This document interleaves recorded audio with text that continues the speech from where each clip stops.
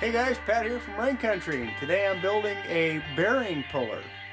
A little while back here, a few days ago, I changed some bearings out in the wash machine. So that seems to be well, not so much a weak link because the bearings lasted 12 years with about approximately 2 days or two washings per day of laundry going through it.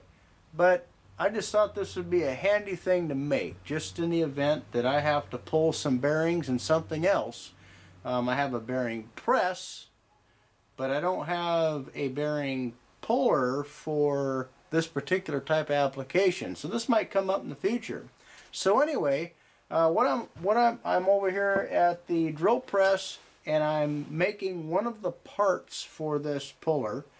And I'm taking this piece of half-inch flat stock here, and I began drilling with just a hole saw, an 1 3/8 ID or inside diameter hole. I'm making a big thick washer for the bearing puller, and I'll show you what that application is for as we develop this thing going forward. So I'll go ahead and finish my cut. I have the drill press set on a low speed. I'm keeping my cutter cool and keeping some cutting oil on hand and just taking this nice and slow. This is a bi-metal hole saw.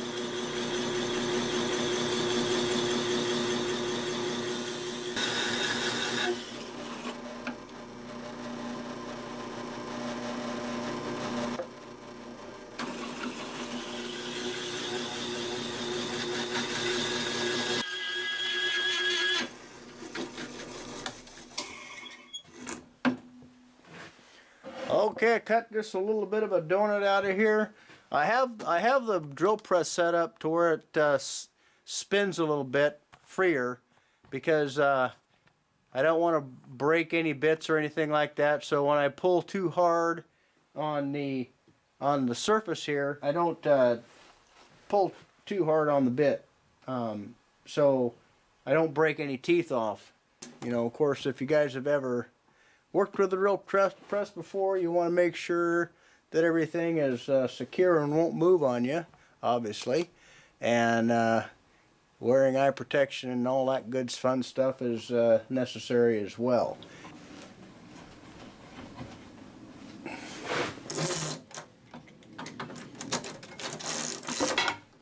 Now the coupon or cutting is left inside of the cutter.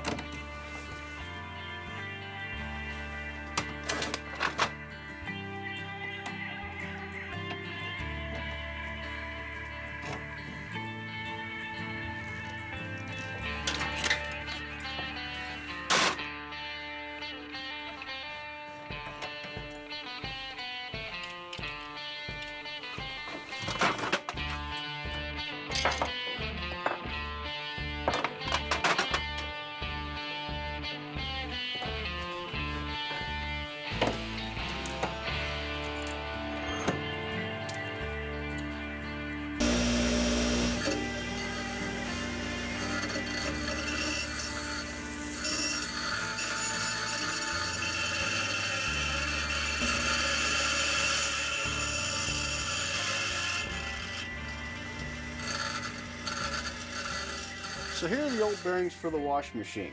As you can see, one has a larger hole than the other one. So when you go to pull this,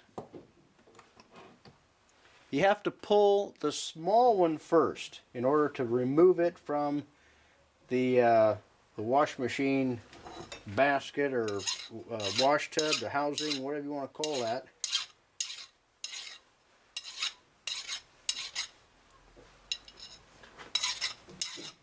This piece here, this real thick washer, and it's got to be a stout washer, has to fit through this.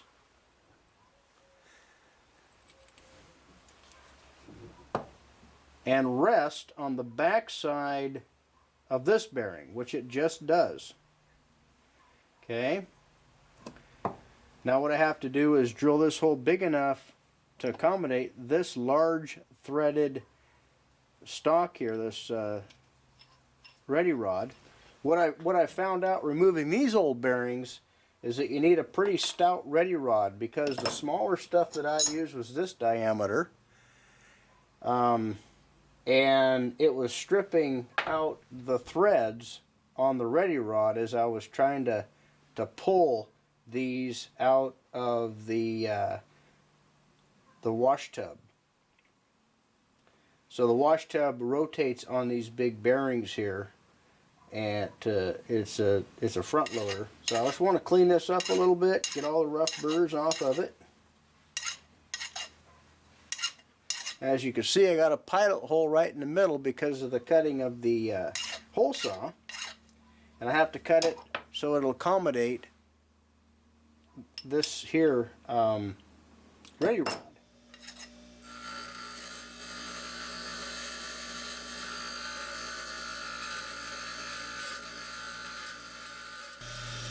Okay, as you can see, I made this rounded on the end here so it can self-center in the bearing.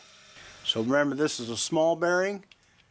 This will self-center because that's rounded, and I might smooth that up a little bit, I might not, but that should self-center in the bearing when I go to put the threaded rod in there and start pulling on it.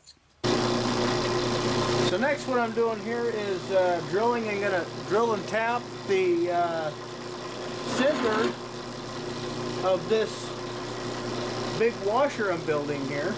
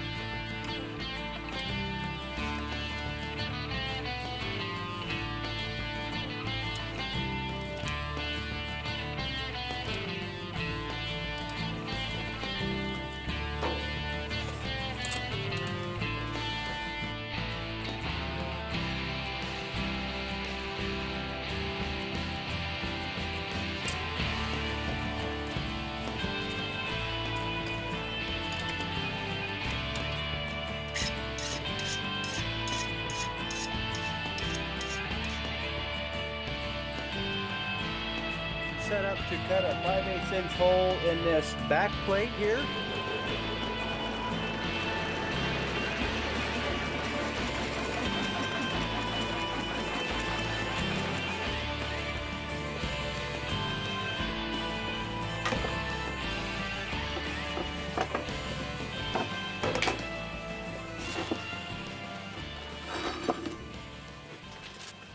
Now this section of ready rod has a burred end on it. It's bent over, so I have to clean this up.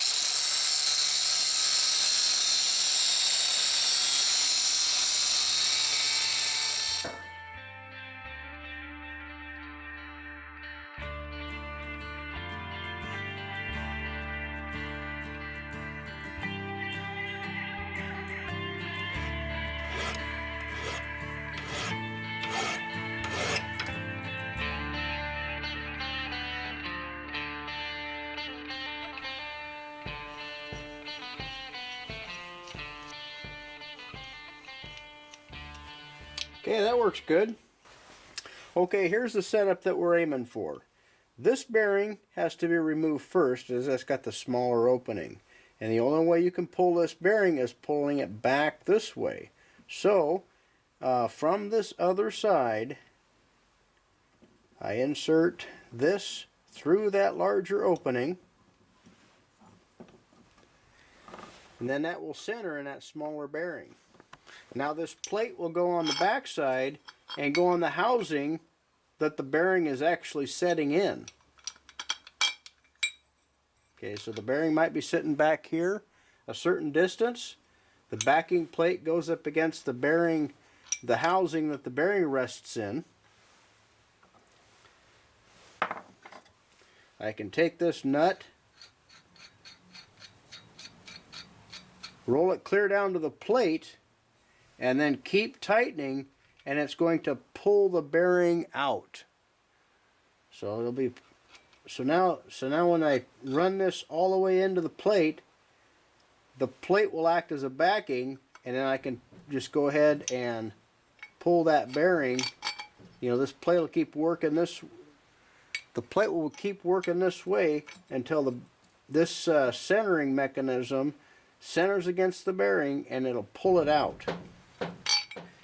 Once I have that bearing, then I can loosen this nut,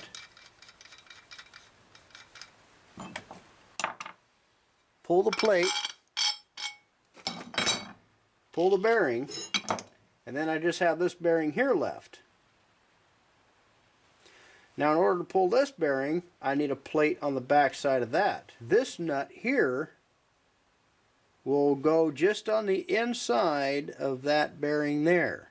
So I'm going to drill a hole, a 5/8 inch hole, into this plate here.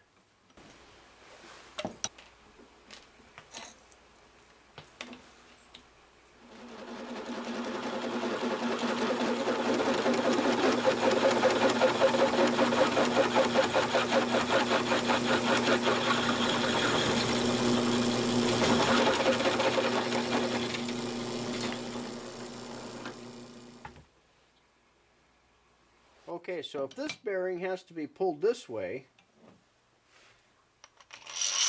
this can be inserted from the back, and from inside the basket of the machine, or inside of the wash tub of the machine, this can be put in this way.